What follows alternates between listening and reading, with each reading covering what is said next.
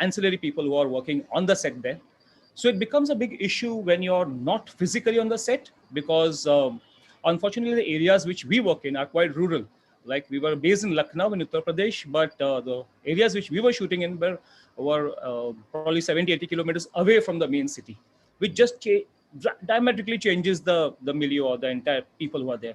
So unless you're standing on top of a chair and with a megaphone in the hand and shouting and getting the people and your assistants actually physically pulling them together, it becomes extremely difficult after a certain point to do it remotely. In Mumbai, we did try it because the locations are simple, and our producers basically they had got three or four series on the floor at the same time. So they had set up this base in Mumbai where they could monitor all the footages which were coming in. But unfortunately, we come on the part where we have to be on the set, and there's not much we can do about it, especially when you've got a huge number of people who are there and uncoordinated people. And especially post this COVID things coming in, the regulations, the negative testing which had to be done, all these things which have to be done. There's a lot of segments, sections in your set, which spreads over a huge area. So it becomes an issue. So yeah. So hopefully, yeah. Wow. I mean, Adrian and you both touched upon the post-production side of things as well, that, how technology enables a lot of things to be done, and which were anyway possible before, but now it is necessitated. So in terms of editing, I mean, Abhijit, you had mentioned to me about you are currently working on something which you were more comfortable working remotely, but probably not a director, if I'm not wrong. You can correct me if I'm wrong. How is that going? What none of us, like all of us said, Jatin said and Adrian said, that none of us have been used to this, and none of us had ever imagined that this would become the only way of working. And now it suddenly has hit us. So what happened was neither of us were uncomfortable working online. We started because we had to get the work done. The show had been shot, and both of us were like, let us get this off and let us send this to sound and music as soon as possible, because the producer was also stressed. So we started editing. We used to meet at 9 o'clock in the morning. He was just a few blocks away from here, and we started working. We didn't have a dedicated platform like an Evercast for that. All these are again technological drawbacks also, which for the time being, I'm just trying to keep them pin them up on the board right now. So what happened was, what I realized was, after 3 hours of work, I used to get really, really tired. And after a week of work, I thought, why am I getting tired in 3 hours? I can sit for a long time. And then I realized that I have been projecting. I have been projecting a little more than I really should. Like, in the olden days, we used to talk on telephone overseas and used to shout.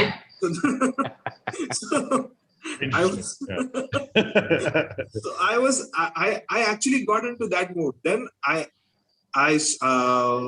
very, very knowingly and with an intent of lowering my pitch, tone, and volume, I did that. But then I realized that there was no energy in the room. Right. And it was a strange feeling, and I was coping up with it. And the director also, I had after 4 hours of work, I had to send him files. I had to mail the files to them, which he used to get back by evening with feedback, with the time code, and then I reworked them the next morning. So eventually what happened was, the thing which we would have done, the 3 episodes that we would have edited, say in a month and a half's time, we ended up spending 4 months on those. Okay. So it was a lot of time, and none of us had anything else to do, so it was okay. All of us were employed, right, and we were working. But I really missed the energy in the room. I really, really missed, like you said, that Adrian, that cinema, it is an art form, and technology has been a part of cinema ever since conception. But the thing is, it is only a means to the end. It is a means to the end. So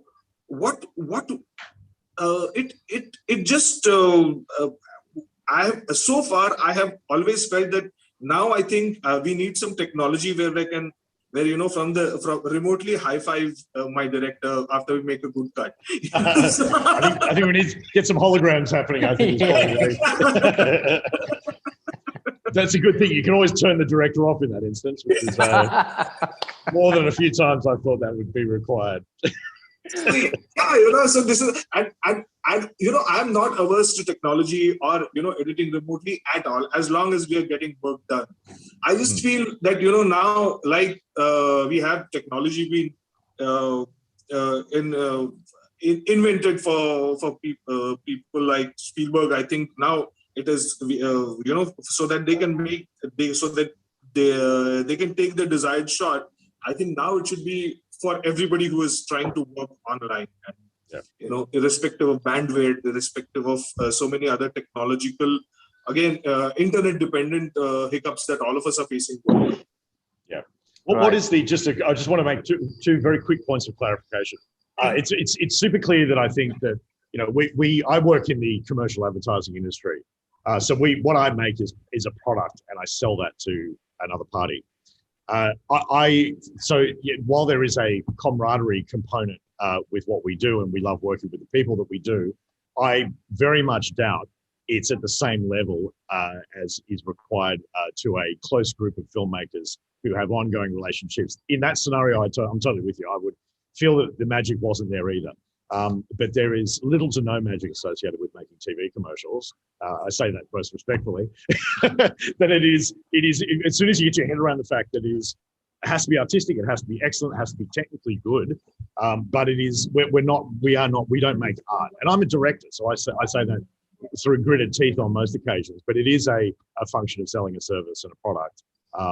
And they're usually short projects too. It's the other thing. I think that there's, you guys, and I'm really jealous, I have to say, all the feature film and long form producing creators on this side of the equation.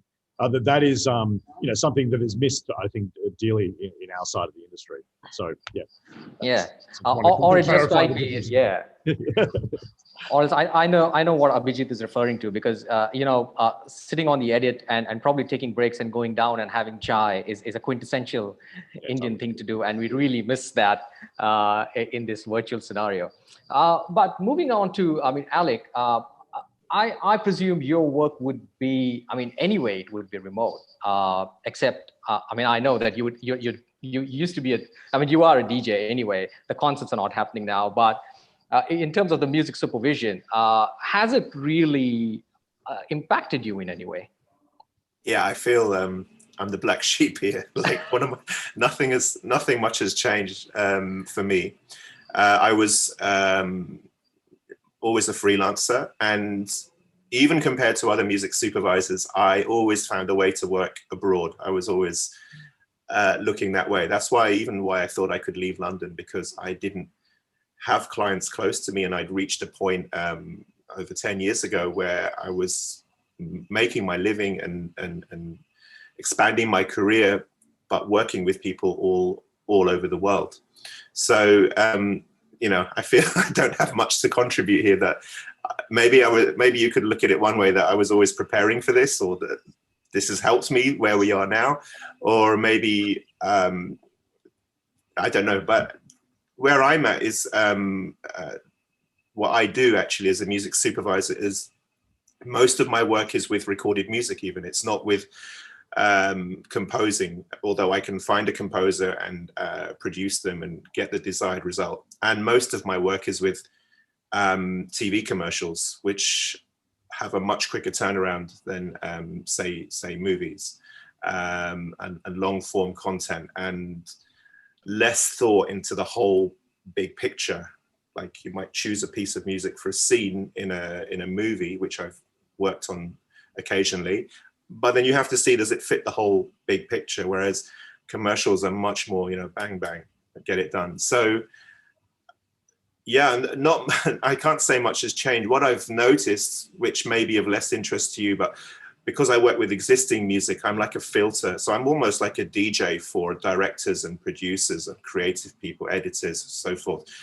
There's a whole world of music out there, and someone wants a piece of music on a scene. They provide me a brief. Each word on that brief makes me filter the selection lower and lower till like why do you like some DJs or some radio shows and not others? It's a filter. It's what you want to hear at the time, and you know that DJ is going to provide it. So that's how I see my job. But what I notice is there are a lot more people approaching me from the music industry side. So the whole live thing has, gone belly up, obviously. I know that people are streaming concerts and shows and small gigs, but that's an experience I think you need, live music. It's very hard to replicate. So to keep some kind of viable career in the industry, I'm getting so many more introductions and people approaching me with their labels, with their existing music, or even they've kind of flipped and become composers for film and image. So I'd say it's, in that sense, there's a huge amount of choice out there. It's very good to look open-mindedly at your soundtracks, and maybe even artists you admire from the indie space would be more than happy to provide a soundtrack and bring that style somehow bespoke to you. So that's what I've noticed. The rest hasn't changed so much. Excellent.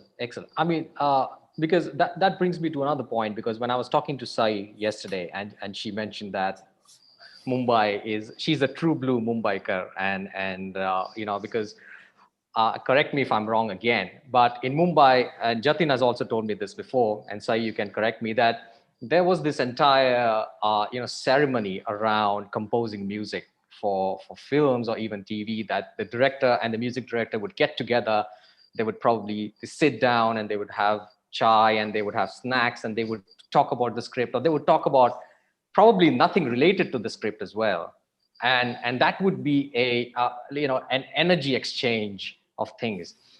Obviously now that's not possible. How has that affected you as a director? I mean, we'll talk about your acting for sure, but as a director, we would love to know that process. As a director, I think more as a producer now, because right now I'm doing television production. And as you all know, the television is set-centric. You create a set and the entire show happens there. So suddenly to be uprooted and being told by the channels to move, relocate and go to an absolute new city and create the entire geography and the ambience was something which was very difficult for all of us to put, because of the lockdown, and the storylines had to be changed overnight. Actors had to be replaced. We couldn't afford to cast extras or people playing smaller characters, so that became a huge task for television production. So people went to adjoining states like Gujarat and Jaipur, and television predominantly is not really equipped to handle a shift like this, to suddenly move from a setup and go to a completely new environment. The budgets also don't permit us. So that was a huge task, and that still is a huge task with the lockdown and the reoccurring lockdowns happening. So in fact, we're figuring that out, that in the longer run, how do we tackle a situation like this? Because this is not something that probably would get over this year. This is something that is going to happen next year again, probably end of the year, as they keep saying, talking on third wave and fourth wave. So we need to put a certain order to this, as to if this happens again, how we could, how easily it is to, relocate, get actors, change our scripts accordingly, not let down our audience at the same time. So that has been a humongous task. And as Abhijit very clearly said, that we were not, in fact, after last year, we all thought mentally that maybe this was all a bad chapter and this was all over and it's not going to happen. This year was a bigger shocker because, in India especially, it kind of went completely out of hand. So it affected everything tremendously. And as I say, for newer producers like us, it's just been a crazy journey. I can imagine. But then again, as I said, now we are planning to handle it in a better way and be prepared for the coming years, because this is how it's going to be now. And the faster we realize it and the faster we adapt to it, it's better for everyone. That's true. Excellent. And in terms of performance, I mean, if you're acting in something, I mean, I would imagine there would be a lot of rehearsals that you'd be taking, either conducting rehearsals as a director or taking part in rehearsals as an actor. which used to happen quite a bit before. Now that thing is out of the window. So has that process changed? Do you rehearse online, or is there any other innovative method that you have adapted? So, no, actually, right now we are all working in a bio bubble setup, where the whole unit is put in a particular place and nobody is allowed to leave the premise or come in. So that has, in fact, what has happened is now the people are missing their families. Everybody's kind of, it's the other way around. People are getting uncomfortable in this scenario now because it's been over almost 2 months now. People have been away from families, completely cut off from the world. So, in fact, I feel that's hampering their work tremendously now. Because again, as I said, nobody was used to being so away. We used to go to work, come back home, back to our family. So that is, in fact, the morale of people, the unit is kind of staggering because of that. So that has been, again, as I said, a big hurdle because you're constantly with the same people, you're sitting with them, you're working with them. So that has been the problem. So It's a in fact, it's claustrophobia the in a other way. way around. It's too much time being spent with directors and producers. I don't think anybody is comfortable anymore. You need some normal people in your life. Just May to I add, just to add to what Sai was saying, we had our rehearsals like in my current series. I got 108 talking characters, so we had all the rehearsals on Zoom to start with. But then there were so many things which we had done in the previous series where there's a body language because there were teams. There's a police team of around 8 to 9 people. There is a crook team or a gunda team of 8 to 10 people. And then there are the villagers and everything. So we used to have a lot of interactions, a lot of body language movements and everything, which we could not do this time. On top of it, due to the COVID, the team which we had employed, uh, we were not equipped to handle that because Netflix and Amazon, they basically employ teams which are production. They're like, oh, who are these people? Everything which an actor touches, may it be a pencil, may it be anything, was sterilized. And I had to be taken, even a glass of water which used to drink, used to have 3344, which used to be kept in ultraviolet and then put in a plastic and got. So that the extent for the freedom which the spontaneity which the actors to have, just move around and everything gets very restricted because there were no surfaces which he knew he could touch, other surfaces which he could not touch. So it becomes very restricted in that kind. And OTT or the digital world which we are in India, specifically in the last year and a half, was a bridge between the television as well as the film. Television normally is a very simplistic form of narration where for the audience also, where the dialogues are more important, and while OTT is more of a cinematic experience. So we can't have the regular cutting of a 2 shot, 4 shot, that kind of a thing. A lot of movements, jibs. We used to shoot with 4 cameras at any given point of time, or 3 cameras at least at any given point of time. And to manage this, it has become very difficult because even when actors would touch a surface which was not sanitized, he managed to come spray with that and desanitize it and whatever. Use sanitizer on your hand, use the sanitizer on that space and everything. It becomes a huge task. You're always looking at that also when you're directing. From 3 cameras, you're looking, here surface dikh raha hai, is this surface being seen? Is this surface being seen? Can he touch this? Can he not touch that? All the uniforms have to be sterilized. If there's sweat on everything on it, it becomes a huge task when you're in continuity. We had got people tumbling, we had got squibs, we had got blood coming out. Everything becomes a huge effort. And what amount of footage we used to deliver per day just reduces by almost 30% because of this. And still, we are not sure whether we have got the correct note of the emotions. So, because a series which we shoot normally in India, like Adrian, what is the long form basically, is approximately 450 minutes of footage. That's a plus 3.5 feature films length. So we require a lot of teamwork in it. You're shooting around 70 days at a stretch, 65 to 70 days at a stretch with gaps and everything. So it's a huge task. People fall sick, people take over from each other. So until that bonding is there, like Abhijit rightly said, and the energy is there to basically carry the ship forward, irrespective of whether one person falls sick, one person not able to take care, that energy starts missing from the sets right now. And on top of it, all these restrictions: cannot do this, cannot do this, cannot wear this uniform. I will not put my hand on this fellow's shoulder because of whatever reasons. All these things become And actors an wearing issue. masks and rehearsing. So you Yeah, were yeah. actually yelling at each other, saying Yes. that because nobody could hear. Everybody sitting at a distance, trying to get the lines right. So crazy. Can I ask, guys, just from this is just a purely interesting. So if you don't mind, it's a quick little shot here. Because you've done now 2-3 months in your bio bubble, and you've been executing production at the moment. So what does that translate into in terms of um, inefficiencies, or has it made things faster because people are not traveling the set? What's the net end result of that in terms of what a producer might look like in terms of how much extra time or it would cost, and also expense? They're having all of the cleaning staff there and all the protocols that have got to be in place. Do you have a handle around that yet? What the impact of it is from a cost point of view to the business? COVID and all this stuff that we have to implement. Yeah. Sorry, unclear my question. No, you're right. Yeah. Yeah. See, the cost point of view. Sorry. I'll just before Sahi adds to it. What we used to do is how it is to directly affect the producer is every vehicle. I'm going down to the absolute basics. Is every vehicle which we used to have, like the director's vehicle, the DOP used to sit with him and probably one associate. So we used to have this Toyota Innovas, which basically ferry us. So normally on a set, the size which we have, we used to have around 10 to 11 of these kind of vehicles. But now with the biobubble thing coming in, my vehicle is to go, it is to get locked. It is not get used until I sit in it with my team, come back to the hotel, the vehicle gets locked there. The drivers were put in a hotel right next to ours where we were staying, though they were from Lucknow itself, they were from the city. Because of this, the Innova size, which is like a 7-seater, we used to have almost 21 to 22 Innovas on the set, all ferrying a certain group of people. The vanity vans, which used to be like 7 to 8 with 3 doors, were suddenly around 11. So the parking spaces which are required, it was just humongous. It was just humongous. The product, the quality of the product does suffer because the time which you require to actually ferry a person changes. The amount of person, like a certain car is going to get that team only. Apart from that car gets locked on the set. So the driver, his team is just sitting there. Then there's to have those fogging machines, there's to clean those cars, there's to desanitize it, whatever, keep it locked.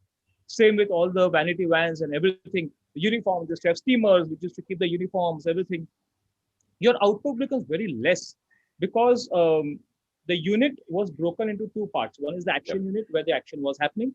One is the base, which is to be almost 2.5 kilometers away due to the rules and regulations. So any person who had to travel, even go for a washroom leak, had to travel, wear his PPE kit, sit in the vehicle, go to the base, do his stuff, wear the PPE kit, come back, which is to be adding half an hour of travel. At the same time, the vanity van is to be sanitized. Here, the PPE kit in the travel is to get all sweaty, remove the uniform, remove the costume, make it normal again, and then get back into this. So assuming that assuming that pre-COVID you would have done, let's pick a number, 10 setups a day. Yes. Or if you want to talk in terms of minutes shot, right. I just want to try and get an understanding, because I have no idea, and I'm quite fascinated too, particularly on long form, because I think that's a more accurate. You couldn't ask me the same question because each TVC is different; they have different requirements. But you've got a precedent, like a pre-COVID sample set of data, and your producer would kind of go, "That's X amount of footage per day. We get that's amount of screen time per day.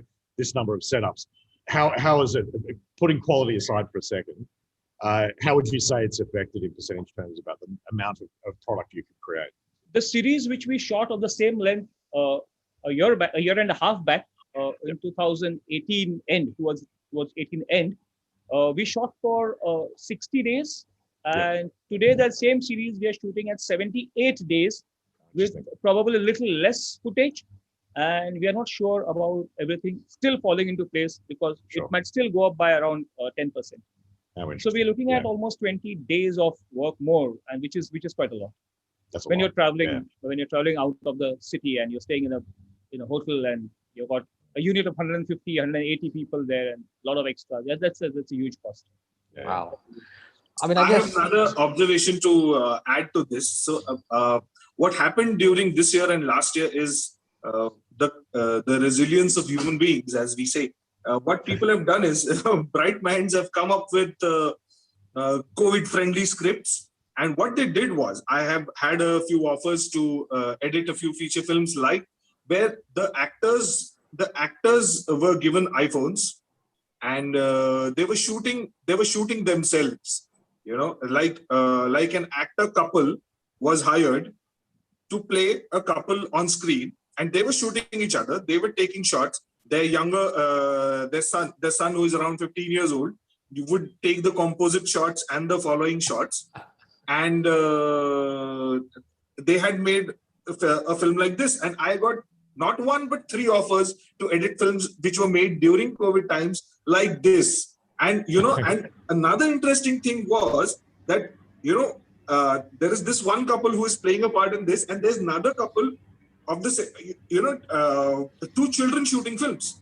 Yeah. And then I got these shots which I had to put them together, make a film, and so people have been innovative, and of course technology has been supportive, and so I think you only should be worried when they start editing those same videos on their phones, and then you don't have a job. That's what you need to worry about. So this is what people have been doing, and it's quite interesting. That film wasn't bad. That film wasn't bad at all, because it had some substance. It had forget about the strong highlights and the defocused images, but it had a strong story to tell, and I guess at times that is what matters. Exactly. I mean, I think this is what I think Jatin was also telling me, that in the end, a story is a story is a story. But then these kind of techniques have changed. I'm sorry, there's some noise from somewhere. It sounds like a vacuum cleaner. Yeah. Okay, it's turned off.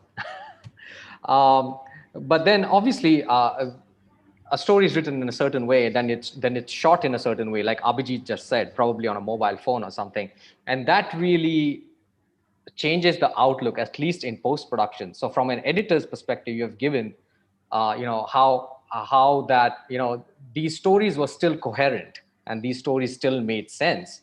But Alec, I want to bring you in over here.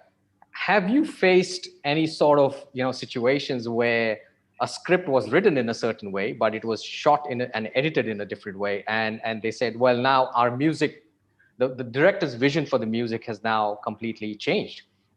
So from that perspective, is there anything, because a lot of my music composer friends said that that's the kind of situation they faced as well, because usually they would be, the film would be shot in a certain way, but now it looks completely different and the soundscape has completely changed. I think because I work in ads where turnarounds are much quicker, what I've seen are product launches where they've had to just ditch the whole idea, the whole concept, and go for a non-live acting approach. So I probably haven't even been involved in those early meetings. This is at the brand level before even and the agents, or maybe the agencies involved. But I think what I've seen just from hearing that maybe people have been working on it longer already than I expected. I think that, like, I worked on commercials for Vivo phones this year, and in all their launches, they always have a story, and they always have people in different locations. They shoot around Asia. And what I found, which was not like them at all, but it was more like just showing the phone, just all CGI, just showing the phone in a very sexy way in a dark background, and panning around it and flipping it and showing features on it. But the only human element was the voiceover, and that was it. Right. So I think because I don't work on so much yet on long form content, I haven't seen like people trying to change things where the wheels are already in motion and in operation. I've seen more. I think it's easier with advertising, at least, to change something, just to put in a new script or to put in a new concept. I also wanted to ask to everybody here. I'm very curious because acting is something.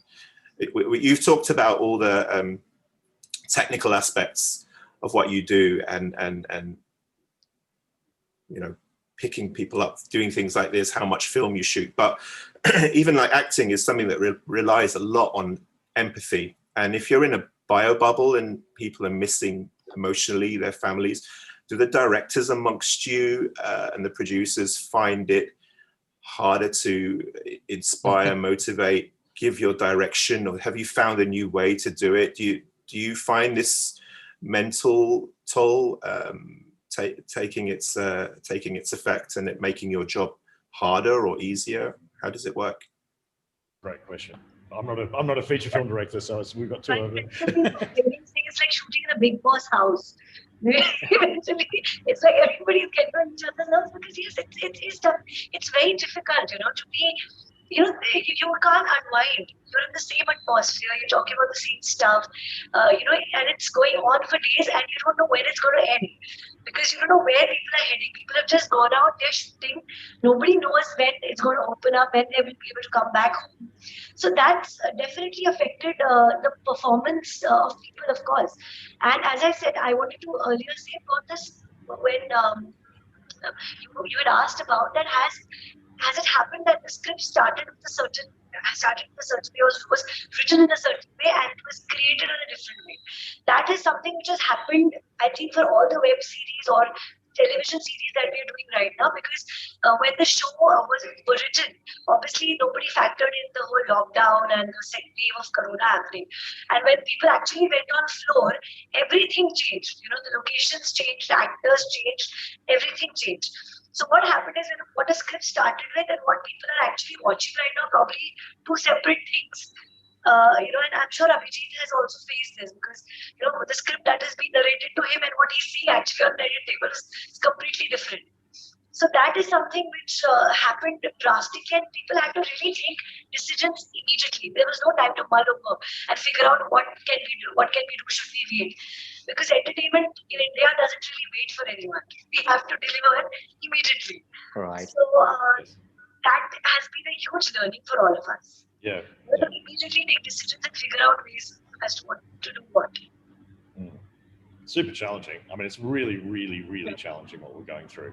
I give you all my love just simply on the basis of how hard this has been. I mean, this has been a master class in for all of us in trying to just figure out how to adapt quickly. I mean, as filmmakers, we have to be like that anyway. I think obviously that's the nature of the business.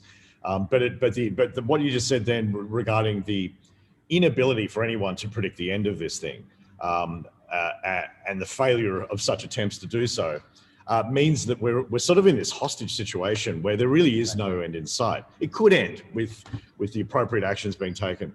So I just wanted, it was such a great question, Alik. I wanted to just sort of like even use that as a slight trampoline because it's something I've been thinking about, which is that there is no way in my mind that given the interconnectedness of all the human systems that are at play and being affected by this. So my view is that this is going to be a decade-defining event. The ripples from a geopolitical point of view, the restructuring of human organizations that were possibly not going to happen are now going to happen.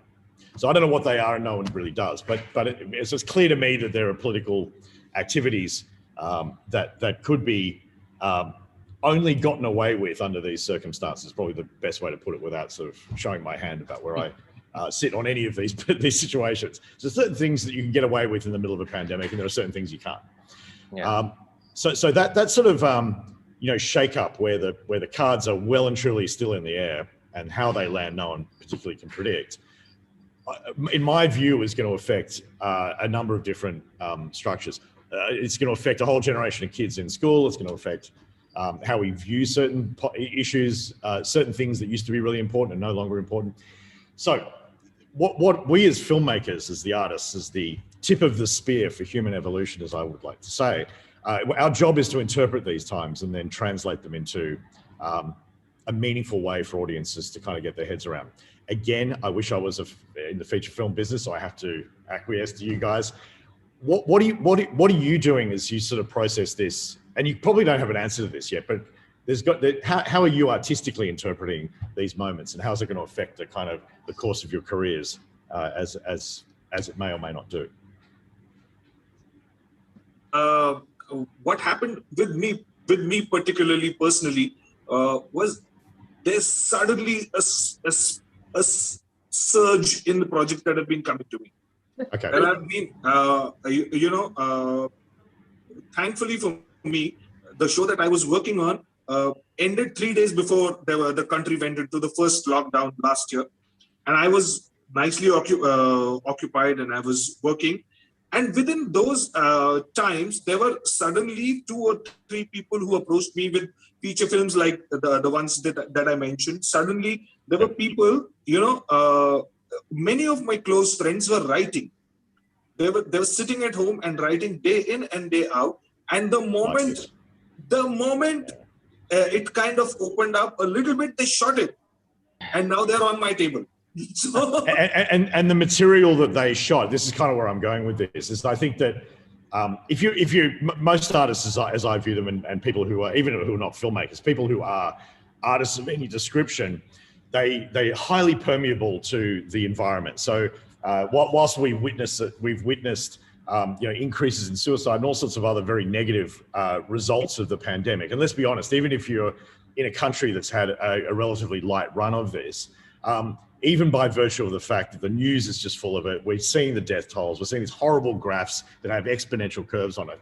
There's no way that anyone can exist in today's environment and be remotely informed and not have it soak into your skin. The difference that we've got as artists is that we then take this and then turn them into little golds and diamonds, and we send them out into the world so that the non-artistic amongst the community have a way and a new lens to maybe view the situation. So what I'm interested in to hear from the authors, the writers here on the panel is what is that process underway? Do you feel it's underway? Are you writing stuff? You've got some ideas that may sort of reflect the new, it doesn't have to be a film about a pandemic either, by the way. I think it's just a new way of looking at the world.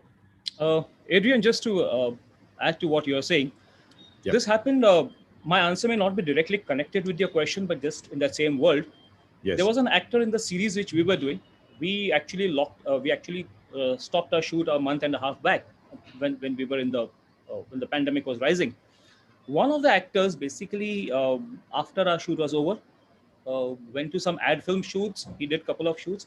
Unfortunately, he contacted the COVID there and he passed away. Yeah. And we were in a state of shock because he was an integral part of the season 1, which we had done, as well as season 2, and having a quite a decent role. And suddenly we realized that this person whom we had, when he had left our shoot, we were, we were having breakfast because his flight was at 11. At 7, we were all joking and everything. So why are we going? Yeah, come on, stay back. We were having a good laugh at it. And he said, no, I had to go. I had to do these ad films. I'm getting good money. I'm getting 2 days of work there, that kind of a thing. And he went away. And his shoot was going to resume after almost 11 days back with us. But Yes. we closed our shoot before that. So we could not connect after that. And we suddenly realized that people are just leaving. Yeah, true. Suppose this, like what you said, since I'm the writer of my series as well, Yes. suddenly we realized that the characters which we are developing, actors vis-a-vis the characters, we started to form a lot of WhatsApp groups and the groups on all these messaging platforms. And a lot of connections started to happen more than what they were happening previously. The amount of messages which we have, which we exchange, everything started to increase, probably because of we don't know what's going to happen. All the characters, all the actors basically started to juice out their characters much more than what we had written in this a month and a half, which we are right now at home. They said, what, can we do this? Can we do? Suddenly they are thinking of this as probably, it can be their last project, or we don't know what can happen. They are just trying to put in their best efforts in this, in probably the 40% of shoot which I've got left. I'm getting so many ideas or so many suggestions from the actors themselves that I'm thinking like this had happened a season back. Probably my season would have been much higher than what it is right now. Oh, how interesting.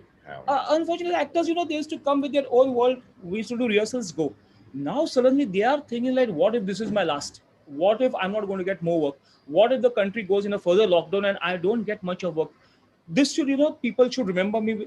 I don't know what goes on in their minds, because actors, obviously Sai is there on the panel, but they have a very fragile mindset, because their emotions are open for everybody to see. So if they get a wrong emotions, the people are going to point fingers at them and not anybody else down the line. So they are the most vulnerable, so as to see, because they are right in front of the audience. So these people, all these actors, from my lead actor to all my junior actors, they started to write, what, can we play this? Can we have more of this? Can we have... Now suddenly the people who did not even want workshops are now wanting to have workshops, probably just for the sense of, bonding or what, I don't know. But you actually put it in words what I have not been able to describe or not. It was coming to me, but I didn't actually have the correct words, that what the pandemic is doing to an actor per se and to a person per se in the unit. Everybody is taking it at, you know what, this might be my swan song. Let's put everything together. And the results which we are getting, though the footage is less, is much more energetic or much more juicier than what it was earlier, from an actor's perspective. The feedback, the interaction as a director which I get, the line which I have written, the line which my team is executing, and suddenly the feedback which an actor gives adds a multiple layers to what even we had as a writer, even which I had not thought of, honestly. That, Yep. you know what, suppose if I do this, maybe it will play out this way. Suppose it will play out this way. Not Yep. at that point, but it just gives you a thought as you're unfolding the entire series and unfolding the entire story. Yeah. You're right. It does happen. It has And happened. it's fantastic. I mean, my opinion has been really honestly that anyone, even in outside of artistic circles, anyone who's done anything other than just eat food and sleep during the last 18 months has achieved a momentous thing. So I've seen a lot of people, personal friends of mine who've used the lockdown to write an album, a music album. They'd always wanted to write a music album, so finally they've done it. And I'm really heartened by. Obviously, most of my friends are in the creative arts industries, and pretty much all of them across the board have taken advantage of the fact that there's been a cutting off of society largely, and you're in your own head, and you need to probably get your own head in order to live with yourself. And that, if you're an artist, requires that you execute your art. I mean, isn't that the therapy that we all enjoy via our creativity? So I'm really interested to look, and I don't think there's going to be an answer to any of this very soon. And I don't think necessarily it will be particularly distinct, although I do think the geopolitical face of pretty much every country will be changed by this. And I think that the whole concept of going back to normal or going whatever, even the new normal, it shouldn't even be called the normal. It is a complete reshifting and course correction that was already possibly underway in some industries. We've already discussed that via technology, but there was stuff that just simply would not have happened without this, for good or bad. And I think there are, forces of evil do tend to rise up in moments of chaos as well. And I think geopolitically, that's potentially the world that we're stepping into. But also the righteous and the heroic amongst the community political and in the political space, and also in leadership positions around the world, also know that that's the moment they're going to get their act together and step up as well. And I think the artists need to sit there on the sideline watching all of this, and then that becomes the new. I mean, let's face it. I mean, the noughties and the 2000 they were pretty dull from a geopolitical point of view. I think we've now got some interesting meat on the bone, which is probably going to drive some really interesting narratives going forward. Yeah, and I'm actually very proud of the way the industry's bounced back. Yeah. I mean, the way people have actually got back to entertainment and have figured their way out. It's remarkable. And we should. We're really proud of ourselves, guys. Totally. Sorry, I didn't mean to cut you off. Yeah. Give yourself a round of applause. Apologies. I mean, we really deserve. Well done, team. Good stuff. Excellent. Wow. I mean, this indeed is turning into a masterclass. I mean, I guess. What the experiences all of you shared. What Jatin said about the actors. I guess the fear of mortality made them sort of realize that, oh, this is not forever, and let us give our best. It's almost, it felt spiritual, Jatin, when you were speaking about that. And I guess happened with my lead actor in my series right now. He basically a close relative of his basically suffered from this COVID, and somebody of his passed away. And the next day when he came on set, he was a completely changed person than what we had seen him in season 1 and season amount of. I probably shot with him for 80-90 days till that day which had happened. He came back as a different person altogether. It probably, like you said, that mortality, that the death, and I don't know what all the negativity just made him realize that maybe I require to be more responsible towards my audience. Not that he wasn't.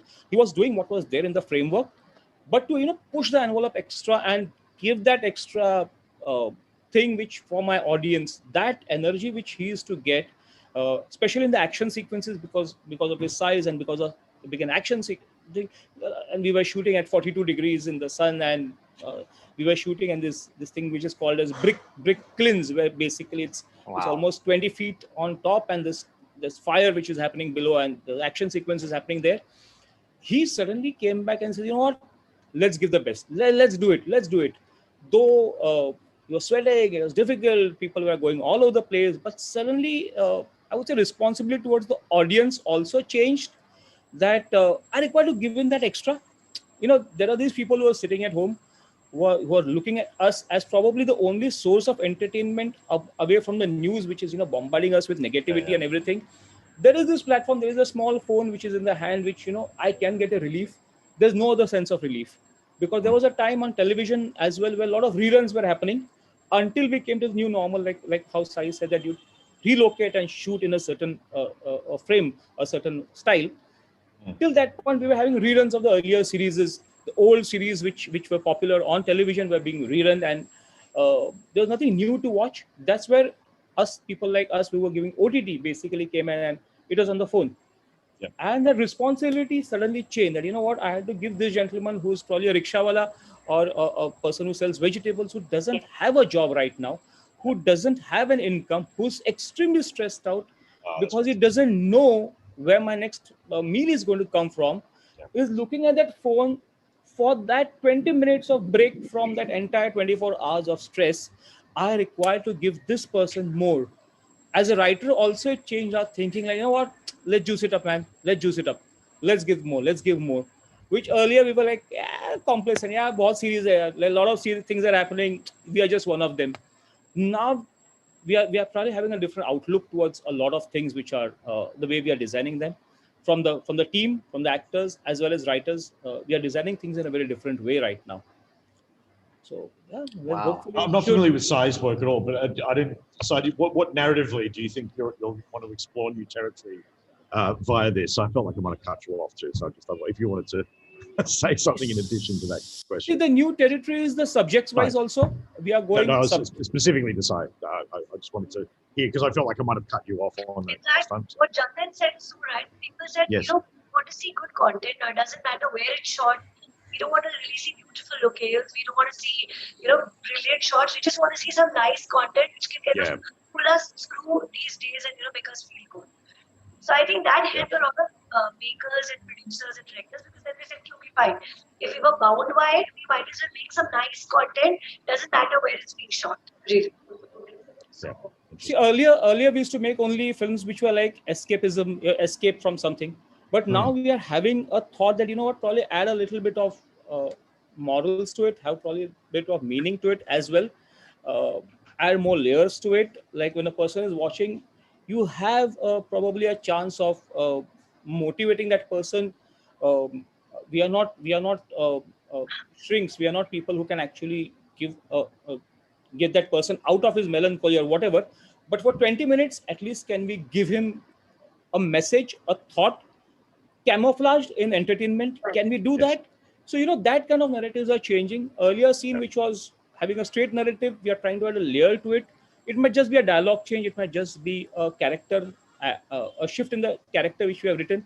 But we are just trying to add more when that person is watching. Like, it's not just fast food anymore. We're trying to give a bit of nutrition along with that as well. But this one thing I really want to talk about is short films. There's this whole influx of short films that has happened in the last That's year. correct. Yeah.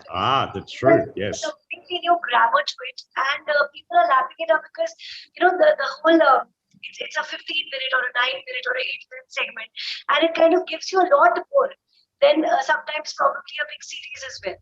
So that has been a drastic shift. A lot of filmmakers have actually gone down to making shorter films. Earlier, short films were about stepping stones to making feature films. Yeah. No, they're of themselves. They're individual pieces of art. Yeah. And there's no excuse, not kids who are watching, young adults. There's no excuse anymore to not make films. By the way, just in case you know how difficult it was back when I started. And that was only just a little while ago, by the way. So relatively speaking, of course. But when I first started, in order to do anything that looked remotely good, you're talking 35 millimeter film, you're talking 200-foot loads, then you're talking $400 to buy it and then develop it. I almost forgot the word then. Then you've got to go into telecine, then you've got to cut it on an expensive $1,000 million machine. So right now, is the most extraordinary moment in history for young filmmakers. They have everything they need to shoot a good story. That's obviously doesn't come from technology with a phone. I mean, it's extraordinary the power that you've got in your hands. It's 4K. I mean, it's unbelievable technology. So there is literally no excuse, right, Sam? I mean, I just Exactly. And you've got the audience, basically ready to explore new genres. channels. Also. Yeah, exactly. Rip into it, guys. Yeah, and by the way, I just want to tell the students that I didn't bribe Adrian to say that because Oh, is that what you've been trying to teach them? Well, listen to me because it's extraordinary. Yeah, because students are, they would obviously want to learn the Alexas and the Reds and, get their hands on Blackmagic cameras. But in the lockdown, the challenge that we are facing is they're not having access to this equipment because they're in the campus. And that's what all the faculties over here, they're present here as well. We try to tell them, well, you have Android cameras and you have everything, and you just need a strong story to on the paper, and then you can really shoot it. But so thanks for validating that point. Yeah, no, absolutely. I mean, the technical side of filmmaking, I don't want to undersell how much technology you need to get your head around. And I just, because I've just been doing it for 20 years, I obviously have this acquired knowledge. But my view is the technical requirements of exposing films correctly and what certain lenses do to the emotion of a shot and how certain editing affects the emotion of a shot. That stuff is there are technical aspects to that, and then there's the sort of the ongoing artistic journey that you'll be on. So, not knowing how to turn, I don't know how to turn an Alexa on, by the way. No idea. I don't know. I know where the button is to press go when my DOP's got his hands on other stuff, and I'll happily stand in and press that red button. But aside from that, I have no idea. But I do shoot a lot, and I don't shoot on expensive cameras. I always make the time to try to have other creative avenues outside of my commercial job. So yeah, but my son is 17, and he's starting to show quite a keen interest in writing and shooting stuff. I don't know whether he wants to head towards directing or cinematography, but so I've told him to just pursue the creative path, and its definition will become clear to you over time. However, I gave him the same lecture. I said, and that's why it's probably a little well rehearsed, is that literally the technology has transformed to a point where in this object, you have the equivalent of what used to be probably, I don't know, $100,000 worth of equipment, 35 millimeter camera, color grading, sound editing, if you want to go that far, editing, and it's all in one device here. So, and it shoots at 4K. And this for me, when I was 18, 19, would be unimaginable. So God only knows where the industry is going, but it is breathtaking, the speed of technological change and innovation. Yeah. And it's not a threat to the artist too. I know you probably have to wrap up. It's not a threat to the artist because good artistic people will always be leading the charge. Great way to enhance storytelling now. Yes. Correct. Exactly. Rant over, Sam. Don't worry. Yeah. Story wins in the end. Yeah, exactly. Absolutely. I'm just trying to fathom the enormous amount of knowledge that has been offloaded from you to us, and to give sort of a at least a controlling idea, as we call it in writing, to the students. Sam. But I mean, yeah, exactly. It's been I'm pretty sure it's been a hugely learning experience for the students as well as for everyone over here. So we'll take some questions from the students, but just to end the conversation, guys, all the students, I mean, we don't need a pandemic to give us a sense of mortality. We have to, make films and be proactive about it. And it's as much about discipline as it is about creativity. So, I mean, and you have heard it firsthand from directors, actors, music supervisors, editors, producers. So there can't be a better masterclass than this. So I really, really thank all the panelists who are here, who have added so much gold into this conversation and through light on this topic.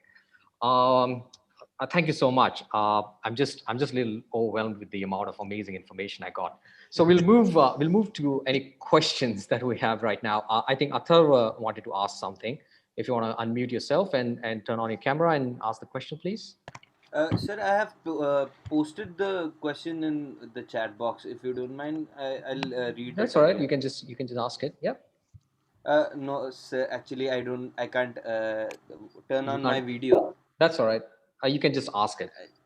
Thank you, sir. Otherwise, it'd be Uh, nice to see you also. I don't know. I always like to see people when I'm answering. uh, uh, can I get a few minutes so that I can like just This And it's is the fine. this Are you? one. You are in a jocks. Yeah. yeah, yeah, can say. Okay, but anyway, I'll just Atharva, you can just say the question, and then we can start answering it, and then you can turn your camera on. Okay, okay. Thank you, sir. So, talking about the Indian television, the actors who act in the particular serials or daily soaps, they can get another project. Like recently, when I was as an assistant sound engineer in one of the Marathi TV serial, the actor got another project which was like maybe or may not be beneficial for him, may be beneficial for him, but so he kind of changed his dates. So does this Actors. affect does this affect the bio bubble thing, and what is your like the actors and the writers point of view? It's absolutely unprofessional and unethical. The person should not be working in the industry. It's absolute bad conduct. Okay. So, but keeping jokes aside, this is an absolute. I mean, this happens in every industry, and it has to be tackled in the right way. And you have to first make the actor understand that the situations are difficult, and things like this can't happen right now. And well, if the actor still doesn't listen, then well, you replace it. Right. Right. Okay, Excellent. thank you, ma'am, thank you. Coming Cool. from Marathi television, which you just mentioned, and Abhijit and me, and we have done probably 400, 500 episodes, which Samir also was a part of to some extent. So unfortunately, what happens, Atharva, in this Atharva, right? Yes, Yeah. sir, yes. Yeah, what happens in this also, like, uh, because you specifically said Marathi television, uh, which Adrian and everything is a very regional space, and I can Yes, understand yes, sir. because I have been a part of Marathi television for almost 4 to 5 years, and I'm doing Hindi web series and feature films also. So the world is diametrically different because of the money element, the monitoring thing which comes. So many a times it can happen that that gentleman whom you're talking about, that actor actress whom Right. you're talking about, may be having a financial crunch because Marathi television does not give the kind of money which that person may require to sustain in a pandemic like this. For us working in a Hindi series or Hindi world, probably it gives us a lot to sustain monetarily, and we can have we can hold on to what we are doing. But because you said Marathi television, we understand because we have been a part of it. People work on very small amounts per day. They don't get, they travel, they stay in different far away cities, they travel by local trains, they don't have probably means of traveling as well with the local trains and public transport being shut down. uh, so the money is basically a crunch, and you don't know the kind of desperation coming from the Marathi industry only per se. Hindi, I wouldn't, because Hindi does give you a lot of So money. I So it is not, I wouldn't say it's acceptable in the Hindi world because you get paid for it, so you can hold on to it. But in the Marathi world, unfortunately, you don't get paid much for it. So a person sir, leaving and I jumping ship, I can mentioned understand. But still, leaving a producer or director in lurch. It is terrible. I understand it is terrible, but Sai, we all know how much we get paid for sir, Marathi. I So, mentioned so the Yeah. desperation must be there sir, in some people. I can understand. So, particularly mentioned about yeah, sir, I particularly mentioned about Marathi television industry because the fact is that I have studying yet, so I haven't been exposed to Hindi or else or English as well. So I have been exposed to Marathi so that I can. That's the reason why I could mention this that Marathi television series or Yeah. what we can say a daily soap. I'll ask That's you, why the reason I agree. See, there are contracts which are drawn. When you first shoot, there's a contract which is signed with the production team or with the channel director. So any breach of contract is wrong. So if there are issues which an actor has regarding the budgets or anything whatsoever, they should be sounded on. And I think there's a right procedure to do it. You can give a notice of a month saying that you want to leave a show, and that of course nobody can stop you. But doing sadly in our industry, we have had instances in which producers have replaced actors also without telling them overnight, and actors have also left a show overnight without informing anyone, which I feel is the dynamics are quite wrong when any of this happens. So I feel there should be a certain way which should be followed, be it any I think any not only actors, I think any technician also who wants to leave a project, there's a certain way you should go about it, and that always works better in the long run. Excellent. Great. So I hope that answered your question, Atharva. And thanks for asking the question. All the best. Atul. yes, sir. Yes, sir. Yes. Thank you. Excellent. Thank you, ma'am. Thank you, sir. Thank So you. if there are any more questions, we can quickly take them. Or else we can. Yes, Purva, is there anything you have raised your hand? You're on mute, Purva. Hi. So just to extend Atharva's question, I guess that is what he may want have to ask, that in this situation where we are talking about the bio bubble and things being so restricted, does it cut down on an actor or especially actor or an artist's collaboration with different projects on the same time? Because otherwise, when the bio bubble isn't there, in the normal session, there are actors working on multiple projects. So, as a producer or a writer, what is your take on this? Because now they are not working on multiple projects at the same time. So, how is that affected? Tremendously. In fact, Purva, a lot of actors are out of work right now because we have a capping of only 40 people, 50 people working in a setup. So a lot of actors have been out of work. And as you said, multiple shows or multiple projects at the same time have been absolutely a no-no right now. So it has definitely affected actors a lot. Not only actors, I think technicians also, because there was a time when one technician would do multiple projects, but because one can't move from a particular set or a particular zone, then it becomes very difficult for them. So it has definitely affected them. But then the only silver lining is that if you have work in today's scenario, I think that's a great thing to be.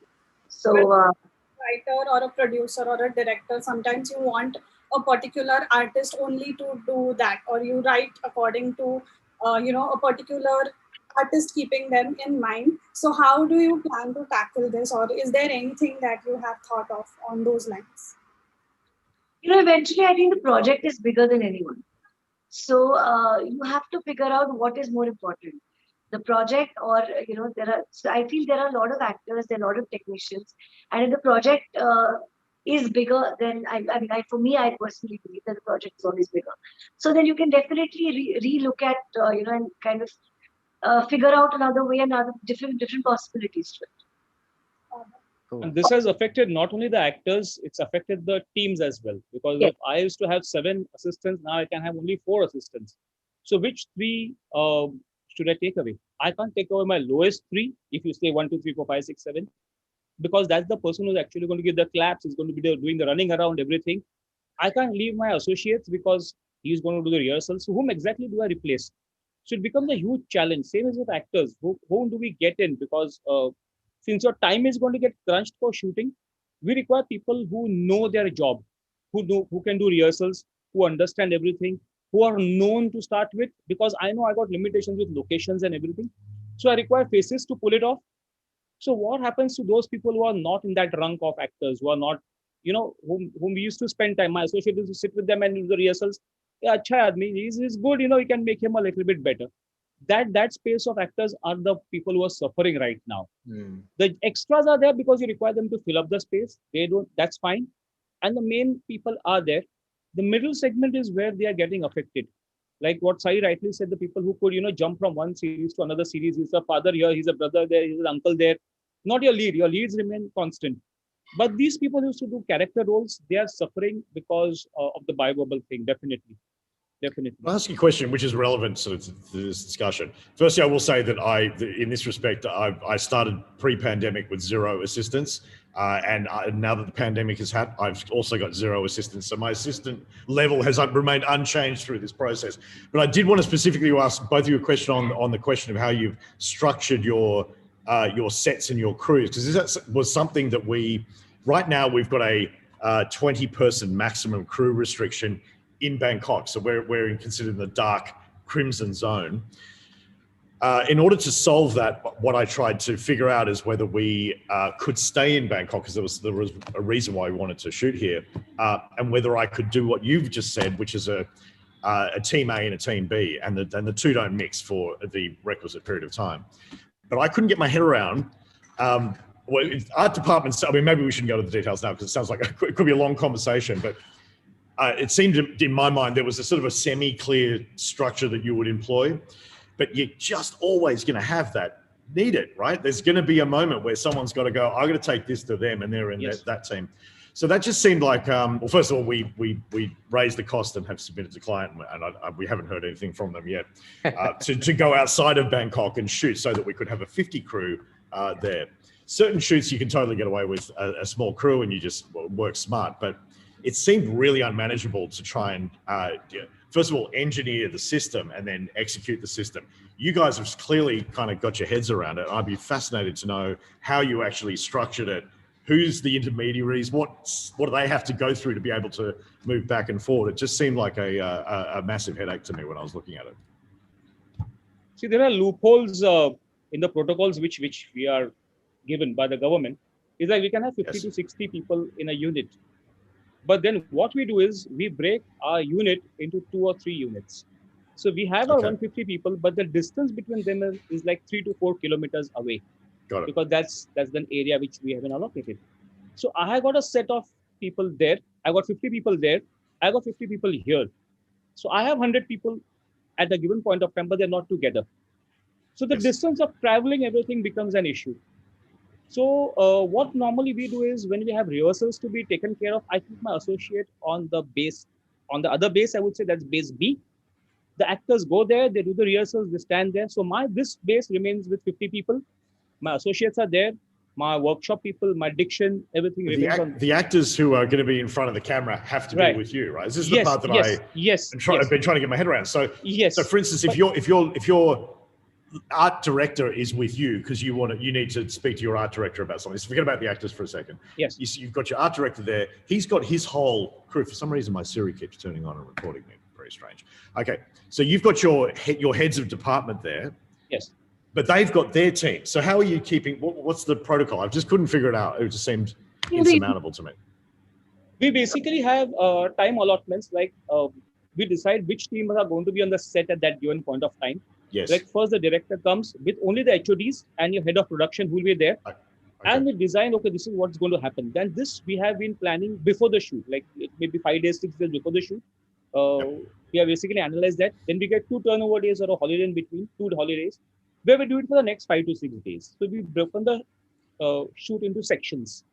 And let me drill into that so I understand that. So because the COVID window and the mandatory quarantine, if you were to fly to another country, most countries is 14 days. That seems to be the universally accepted period under which you either get COVID or you don't get COVID. Is that are you imposing that structure or that medical requirement, whatever you want to call it, we have your this, production? Yes, we have this, the test which we had to do, this RT-PCR test which we had to do, and that takes 24 hours for the results to come in. Okay. So any actor who's flying in or anybody who flies in has to undergo RT-PCR test. First of all, he has to do that. It's a 5-minute antigen test, the negative antigen test. Yep. If he comes negative in that, then he can at least have he can be served food in the hotel and everything. And then he's isolated in that hotel room where he has been placed until the RT-PCR test comes in. After that, he enters. What period of time is that? That's 24 hours. 24 hours.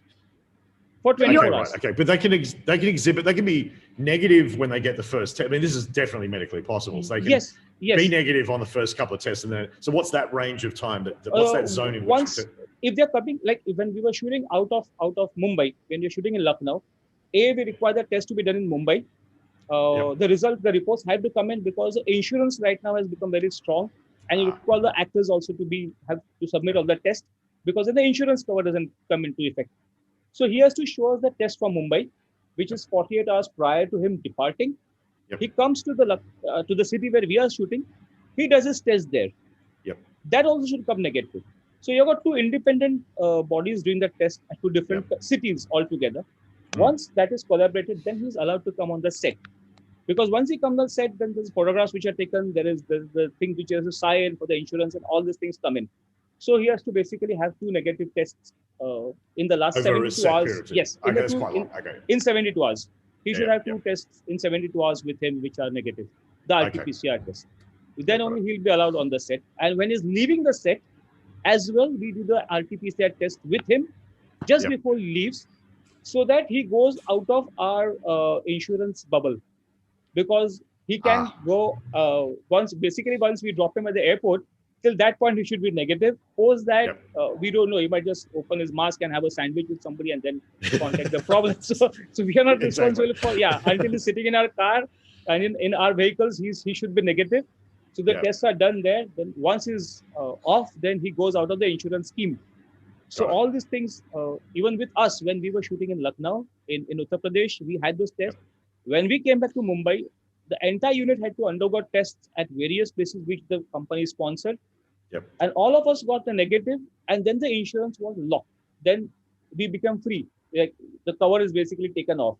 Now when we resume shoot, we again go back into the cover. And again, these protocols will come into place. Oh, how fascinating. The insurance industry, I mean, really interesting. It's a sizable amount. It's a sizable amount. I can see it just sounds like a nightmare. But also there's, I mean, within that bubble, you know how to do it. Sorry, beg your pardon, cutting off again. There are two modules to this. One is that you have given a budget for a X amount of unit, for example, 80 people, but only 50 people will be on the set at a single time. But you can carry a crew of 80 people with you. Whereas the television, we have been instructed very clearly that there's only a budget for 40 people. So you all figure out and choose whoever you all want to take in those 40, the framework of 40 people. So then what happens is a gaffer kind of doubles up as a lighting person. A makeup man, instead of carrying an assistant, only comes alone and tells the actors to help him, figure out. So that's how we do it. Whereas for bigger productions, on the set at a time, you only can have 50 crew members. But on the back end, you can have other people staying, and people can alternatively keep coming on the set and going back. But for already have a budget only for a few number of people. It's like the old film school days when we were all young, careers ahead of us. I was the gaffer, I was the cameraman, I was the sandwich man, So, we'd all know what it's like. Exactly. And what you guys say, Jatin, Adrian, Alec, and Abhijit, what you guys have done in the last 1 hour is you have given 3 years of degree education to people in 90 minutes. So, I hate you and love you at the same time for that. So... I'm interested in doing another one. I will declare on the record, Sam. Sorry, I know I'm kind of hogging it a bit. I will declare on the record, having just met you guys, that I think given the quality of the information that Sam's put out that's gone around the table, I will put my hand up for another one of these, because I think that if we would maybe take 2 little samples in time, right, mid-pandemic, hopefully mid to end pandemic, who knows, and then maybe do another one in a year and just see how it all washed out, see whether we were true on some points. And I think that would be quite fascinating to see. Let's do it. Mark your calendars right now. Yeah. Let's do it in 2022. Excellent. Thank you so much. I really, really appreciate your time, everyone. Abhijit, you wanted to say something, or you were saying bye? Okay, he was just waving his hand. I thought he was raising his hand. The next one we can do it in person. How's that sound? Yeah, that sounds fine. We all get together in the same city. And for some reason, Samir always keeps on saying chai, but that can be substituted by some other things. I'm sure we can figure that out. Wine, yes, we can figure that out. Yeah. And let's do it in the Maldives as well. Terrific. All right. Thank you, guys. Thank you, everyone. Right. And by the way, I know Jatin will hate me for saying this, but Jatin is actually undergoing a surgery tomorrow, and he postponed it to be a Oh, part man. of this roundtable. So I really, truly appreciate it. I mean, everyone, Jatin, obviously, but Say, Adrian, Alec, Abhijit, I really can't thank you enough for joining this and really just giving us gold. Absolute pleasure. Thank you. Thank you. All right. Thank you. Thank you so much. Thank you You so take much.